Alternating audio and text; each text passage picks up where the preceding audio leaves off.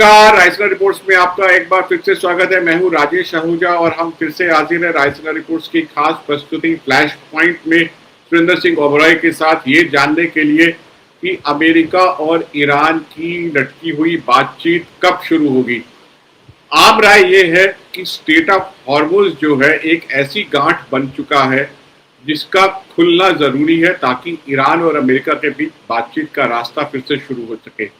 पहला मुद्दा था लेबनान और इजराइल के बीच सीज फायर का, जो कि पार्शली हो पाया है। कम से कम इतना हो पाया कि ईरान इस्लामाबाद एक बार आ गया, लेकिन अब स्ट्रेट ऑफ हॉर्मुज को खोलना, उसके ब्लॉकेट को खोलना और दूसरी तरफ दोनों तरफ से, ईरान की तरफ से भी और अमेरिका की तरफ से, शायद ये जरूरी है। जानते हैं इस पर सुरेंद्र जी की राय। Thank you Rajesh ji.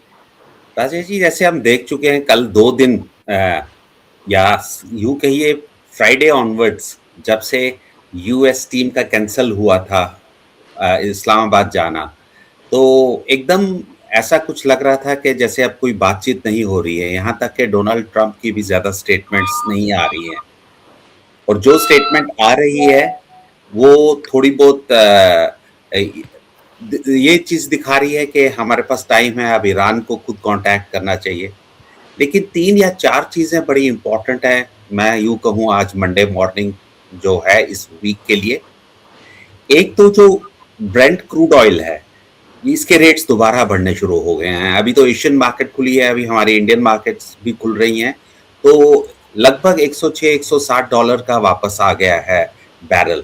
तो एक ये बहुत बड़ी परेशानी है, और अब शायद 2 महीने, जैसे आज कल हो जाएंगे एग्जैक्टली 2 महीने, अगर आप 28 फरवरी से रखेंगे, तो इसके इफेक्ट्स अब पब्लिक में पड़ना शुरू हो जाएंगे, यहाँ तक कि मुझे लगता है लोकल पेट्रोल पंप्स पे भी असर पड़े। दूसरा जो इशू देख रहे हैं हम कि जो ईरान के फॉरेन मिनिस्टर हैं, इनकी पिछले हफ्ते में, इनफैक्ट सेकेंड हाफ ऑफ जो पिछला हफ्ता था इंक्लूडिंग आज, 4 कंट्रीज का विजिट हुआ है। पहले वो पाकिस्तान गए, उसके बाद ओमान गए। अब देखिए, ओमान उनका नेक्स्ट डोर नेबर है, लेकिन फिर भी वो ओमान से वापस पाकिस्तान गए हैं। दैट क्लियरली मीन्स कि कुछ टॉक्स हो रही है हार्मोज के ऊपर, जो वो ओमान की भी कंसेंट लेने गए होंगे, और वो वापस पाकिस्तान आके अब वापस रशिया पहुंच गए हैं। और आज बड़ी इंपॉर्टेंट है जो पुतिन के साथ बातचीत होगी। ये तो रहा इनका 2-3 चीजें जो चल रही हैं। और आप दूसरे साइड से आप देखिए, इजराइल ने दोबारा अटैक शुरू कर दिया है लेबनान पे। आज 14 डेथ्स हुई हैं, और कोई कमेंट्स यूएस का नहीं इस पे अभी तक आया है, जबकि सीज फायर एक्सटेंड हो चुका हुआ था लेबनान का और इजराइल का। और सुनने में आया है कि लोग वापस जो साउथ लेबनान के एरिया से हैं खाली करके जा रहे हैं, शायद उनको लोकल वार्निंग्स वगैरह दोबारा ना मिली हो। तो ये चीजें अगर हम देखते हैं, इसमें सबसे ज्यादा इंपॉर्टेंट अब हो जाता है ईरान का विजिट। देखिए, याद रहे, रशिया को डायरेक्टली यूएस ने ब्लेम किया था कि आप हमारी इंटेलिजेंस कलेक्शन जो है आपके पास, वो आप शेयर ईरान के साथ कर रहे हैं। दूसरा, उन्होंने ये भी कहा था, क्रेमलिन ने कहा था कि ये जितना भी आपके पास एनरिच्ड करने के लिए है, न्यूक्लियर वेपन्स के लिए जो सामान, वो हमें दे दीजिए, जो यूएस ने ऑब्जेक्ट किया था। और थर्ड, जो एग्रीमेंट है इन 2 कंट्रीज के बीच में, ईरान और रशिया का, वो काफी स्ट्रांग है। तो ये वाली जो टॉक्स होंगी आई सेंट पीटर्सबर्ग में, शायद कुछ घंटों के अंदर अभी बातचीत होने वाली होगी। तो ये कुछ नई टर्म्स हो सकती हैं रशिया और इसके बीच में आपस में बातचीत करने के लिए। और एक तरफ से ईरान ऑलरेडी चाइना के साथ तो मैसिवली कॉन्टेक्टेड है। तो ये न्यूक्लियर, अच्छा, एक और जो खबर आ रही है अमेरिका से, बहुत इंपॉर्टेंट है, जो एक्सियोस उनकी एजेंसी है, कि इस वक्त सिर्फ कंसंट्रेशन अगर हो रही है तो वो स्टेट ऑफ हार्मोज की बातचीत पे हो रही है। देखिए, ये एक सेकेंडरी इशू था जो अब प्राइमरी इशू बन गया है, और जो न्यूक्लियर नेगोशिएशंस हैं वो पोस्टपोन हो जाएंगी। जी, आप बिल्कुल सही कह रहे हैं। मुझे लगता है आज फरीद जकारिया के शो पे, CNN पे, वहां पे भी अमेरिका के एक पूर्व सैन्य अधिकारी कह रहे थे कि अमेरिका को स्ट्रेट ऑफ हार्मुज का ब्लॉकेड कंडीशनल तौर पर हटा देना चाहिए। ईरान को बोले कि आप बातचीत में शामिल होइए, हम ब्लॉकेड को 48 आवर्स या 72 आवर्स के लिए रोकते हैं, फिर एक बार जब बातचीत की टेबल पर आप आ जाएंगे तो सब मुद्दे जो हैं वो सुलझने शुरू हो जाएंगे। और अगर अमेरिका संतुष्ट नहीं है ईरान के रिस्पॉन्स से तो वो ब्लॉकेड को दोबारा से इफेक्ट में ला सकता है। तो ये आवाज अमेरिका के अंदर से आ रही है कि ये जो पहली गांठ है जो आप कह रहे थे, मैं उसी को स्ट्रेंथन कर रहा हूँ, स्टेट ऑफ हार्मुज पहली गांठ बन गई है। जब तक ये नहीं खुलेगी बातचीत का रास्ता आगे तैयार नहीं होगा। हाँ बिल्कुल, देखिए आज भी जो अभी ईरान और मॉस्को के बीच में जो बातचीत होगी, दोबारा रास्ता खोलने की होगी। यूरोपियन यूनियंस और 40 कंट्रीज तो ऑलरेडी प्रेशर दे रहे हैं, और इसमें एक डार्क हॉर्स यूएन का रोल भी इस वक्त मैसिव बनता जा रहा है, क्योंकि वहां से भी एक प्रेशर आना शुरू हो गया है। और थर्डली एक रिलीजियस प्रेशर जो पॉप की तरफ से भी आना शुरू हो गया है। तो स्ट्रेट ऑफ हार्मुज इसलिए इंपॉर्टेंट बन गया हुआ है अक्रॉस द ग्लोब, क्योंकि हम सबकी जिंदगी पर असर पड़ रहा है। आप देखिए, अब हमारी कंट्री में ही देख लीजिए, फूड कॉस्टली होना शुरू हो गया है, फर्टिलाइजर्स कॉस्टली होना शुरू हो, तो ये कॉमन मैन की बेसिक प्रॉब्लम्स है कि हमारा पेट्रोल महंगा हो जाएगा। जो भी बातचीत कर रहे हैं, लोग कह रहे हैं कि इलेक्शंस के रिजल्ट से पहले ही कुछ हो सकता है कि there could be hike. Already gas वगैरह तो महंगी हो गई हुई है, तो ट्रांसपोर्टेशन तो मैसिवली बढ़ती जा रही है। तो कहने का मतलब ये है कि जो अभी आप जकारिया का जिक्र कर रहे थे, ये सबका आइडिया यही है। लेकिन जो सबसे बड़ी रुकावट इसमें बन रही है, जो हो रहा है कि ट्रंप की जो टीम है एडमिनिस्ट्रेटिव, वो ये समझ रही है कि उनके पास लिवरेज नहीं रहेगा तेहरान के ऊपर अगर ये स्टॉक पाइल की बात अब नहीं करेंगे, क्योंकि इस वक्त उन लोगों ने उन पर काफी जोर दे दिया है। यहां तक कि वो 5 साल के मॉरेटोरियम पे तैयार भी हो गए थे, और ये 20 साल का कह रहे हैं। हो सकता है, ये मैं गेस वर्क लगा रहा हूं कि 10 साल का मॉरेटोरियम हो जाए और उस चीज पे दोनों एक्सेप्ट कर लें, और उसके बाद उसका जो एनरिच यूरेनियम है किसके पास रहेगा? क्या ईरान के पास रहता है, रशिया के पास रहता है, या यूएस कुछ और अरेंजमेंट्स आपस में बातचीत में करते हैं? क्योंकि ये जो बातचीत होनी है अब ईरान और यूएस की, ये एक मुद्दे पे नहीं रहेगी, ये बहुत लंबी जाएगी। अब फाइनली यूएस को अपना रीगेन करना है ट्रस्ट गल्फ कंट्रीज का भी। गल्फ कंट्रीज भी बड़ी टोटली अनस्टेबल हो रही है, यहाँ तक कि life is limping back into normalcy in Dubai और बाकी जगहों में, लेकिन स्टिल स्केयर है, इन्वेस्टमेंट पे प्रॉब्लम है, टूरिज्म में प्रॉब्लम है। तो ये सारी चीजें अगर आप सर्कमस्टेंशियली देखते हैं तो it goes beyond uranium deal या बाकी जो इश्यूज बन रहे थे रिजीम चेंजमेंट के, जो ऑब्जेक्टिव्स अमेरिकन के प्राइमरी थे, उसके बियॉन्ड चला गया। अब सेकेंडरी इश्यूज पे बातचीत चली गई। जी, जी।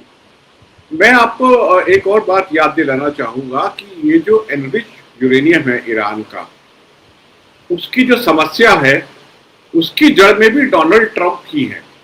क्योंकि प्रेसिडेंट बराक ओबामा ने जो निगोशिएट करके ईरान के साथ न्यूक्लियर डील की थी, जब डोनाल्ड ट्रंप ने उस डील को एक तरफा तरीके से उससे उन्होंने रिट्रैक्ट कर लिया, उसके बाद ईरान ने बहुत जोर शोर से अपना यूरेनियम एनरिच करना शुरू किया। 2017 में जो डोनाल्ड ट्रंप की फर्स्ट टर्म थी उसमें उन्होंने इस डील को रिट्रैक्ट किया।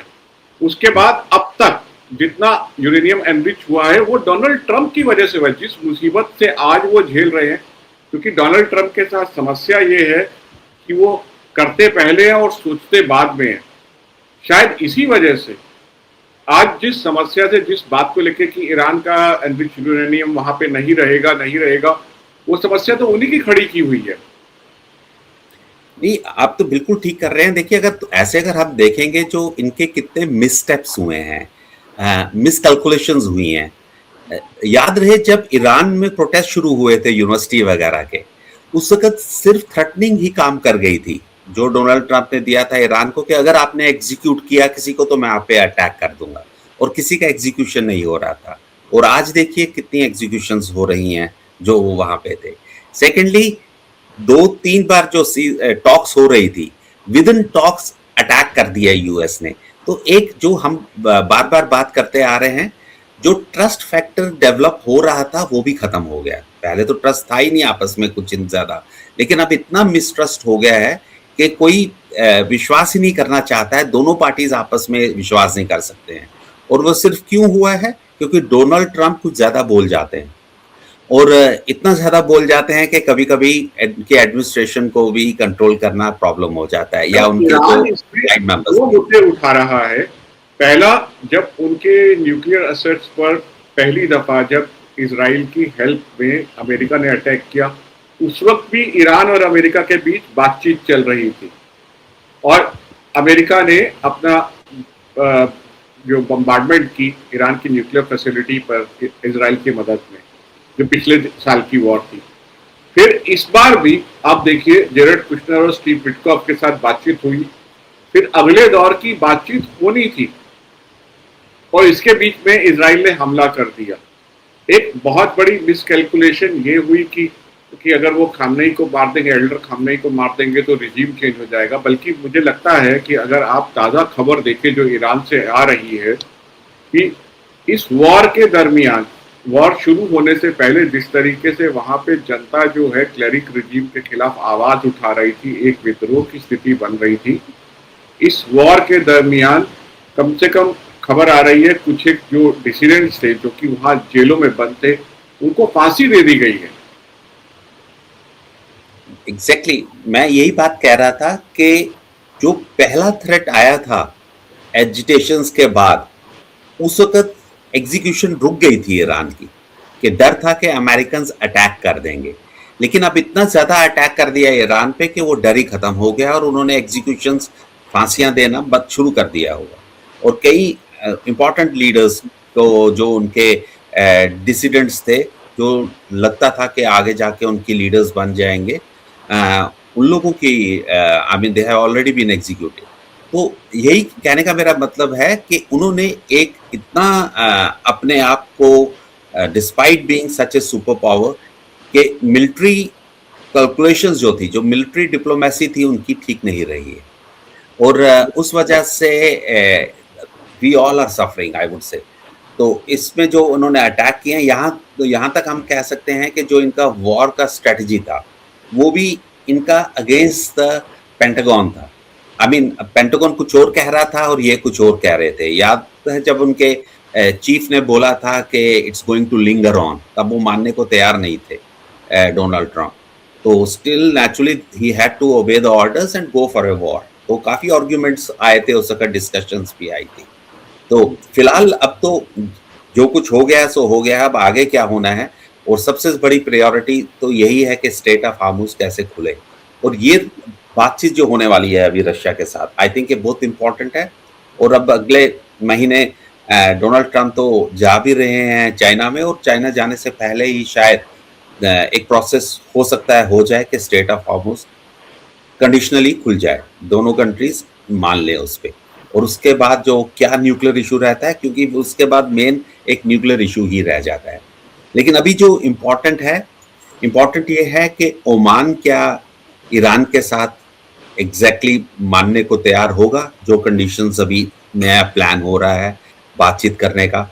क्योंकि जो नई खबर आ रही है कि अमेरिकन क्यों नहीं वहां पे आए पाकिस्तान में इस वक्त, क्योंकि वो साइडलाइन पे रखना चाहते थे ये इशू न्यूक्लियर का। वो न्यूक्लियर नेगोशिएशंस नहीं करना चाहते थे, वो सिर्फ हार्मोज की नेगोशिएशंस करना चाहते थे। और जबकि अमेरिकन न्यूक्लियर इश्यूज को प्रायोरिटी दे रहे हैं, तो अब इस पे क्या रहता है, क्योंकि ईरान और ओमान को दोनों कोस्टल कंट्रीज हैं जो सारा इस एरिया को कवर करते हैं, तो they will have to look into that area. तो अब आगे देखिए आज की मीटिंग के बाद रशिया का क्या रोल आता है, रशिया क्या सजेशन देता है।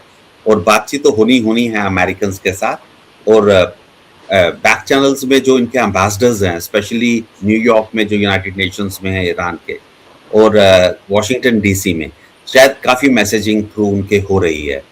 और ऑफ कोर्स पाकिस्तान इसमें मेजर रोल अभी भी प्ले कर रहा है, और आई थिंक करता रहेगा। लेकिन अब ओमान भी इन्वॉल्व हो गया है, आई वुड से।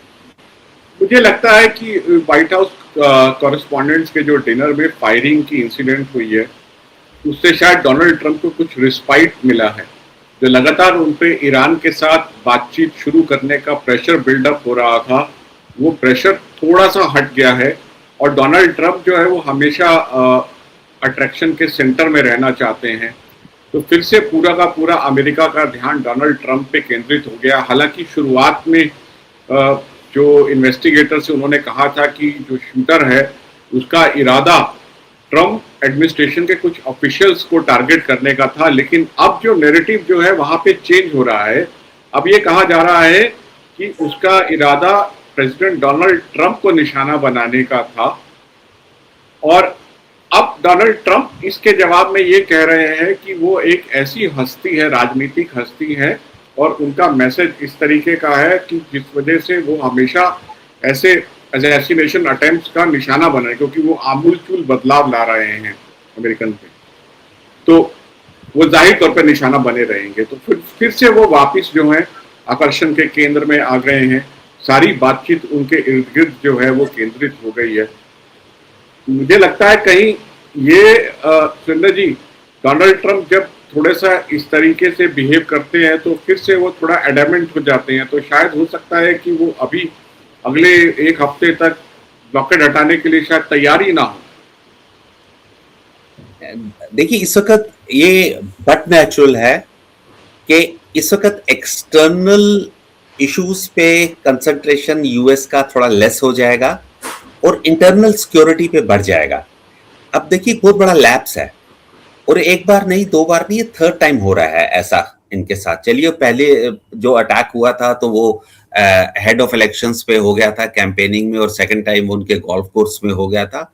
लेकिन ये वाला जो अटैक जो अभी व्हाइट हाउस कॉरेस्पॉन्डेंट डिनर के ऊपर हुआ है, इसमें तो वॉशिंगटन डीसी व्हाइट हाउस के नजदीक शायद इनका जो अपना बॉल रूम अभी तैयार नहीं हो रहा था, कंस्ट्रक्शन में है, तो इस होटल में और बिल्कुल इसका मतलब क्लियरेंस नहीं था। तो इस पर एक बहुत बड़ा प्रश्न चिन्ह आ रहा है कि आपकी ये सिक्योरिटी का सिस्टम क्या है।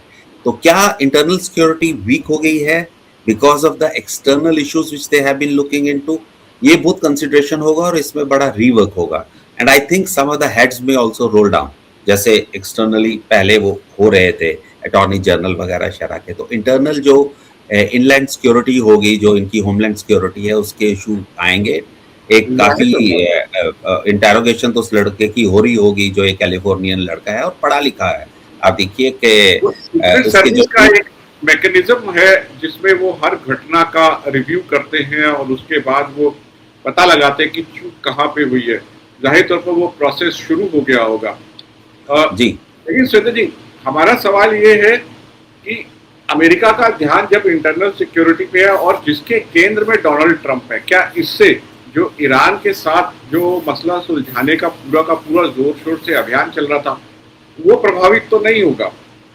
नहीं, देखिए, वो ऑलरेडी हो चुका है। इस इंसिडेंट से पहले ही इतना एक्सटेंड हो चुका हुआ है।